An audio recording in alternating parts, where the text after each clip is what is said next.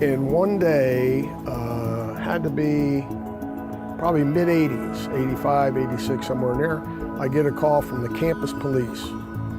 We have your son in custody. He has been running around the campus. He, like his shirt off, his shoes off. He's climbing trees, just being totally disruptive and cannot stop.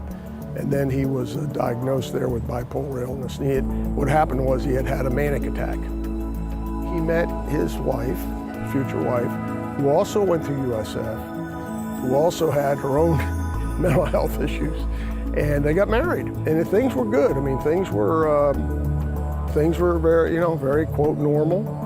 Joanne and I, we had our, my wife had our little trepidation there about all this, and there were 3 children that they had almost within 3 or 4 years, and that's when the illicit drugs started to come in.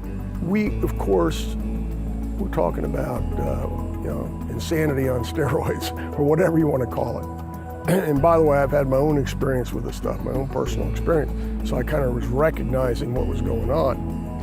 And so it's really hard to have a conversation. I mean, we're talking about it, and Joanne and I are pretty much taking care of the kids. Since they've got of age, they got into their, 9, 10, 11, 12, particularly in their teen years, Joanne and I really did start to have conversations. And I would talk about my own story.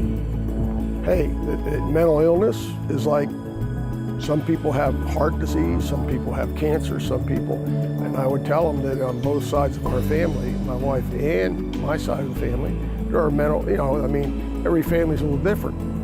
And in our case, I always say that, the Tomaino family, we're strong of body, weak of mind, that kind of thing. And I kind of open it up and not make it such a serious thing, that this is just something that it's a medical condition. And basically that is what happened to your parents. And I think it's really, they absolutely understand that. But Joanne and I, unlike with Stephen, we were experienced. And I used to tell Max, remember, I'm trained by Stephen, which is your father, which means, not get into that, but I mean, I can be real tough and be very relaxed and go to bed and go to sleep. And that's kind of what we do with Max. We went tough love on him almost immediately. And he got to be about 16, and he finally, I took him to some 12-step programs, and it helped him a lot. And now today, right now as we speak, he's 20, he's sober, he's going to college, he's working full time. Yeah, but he's definitely one of us, one of me. No doubt about it, yeah, it's okay. How do you speak to someone in your family, a young person, 9 or so, about mental health disorders in the family?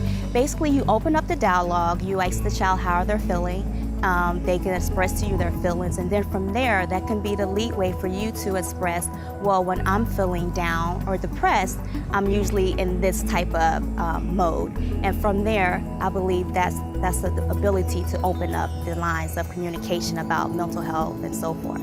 Well, youth usually feel as if the parent is talking at them, and a child usually likes to be talked to. And at that point, you have to let the child lead the conversation so that they feel value at that time. And at the end of the day, the child just wants to be heard.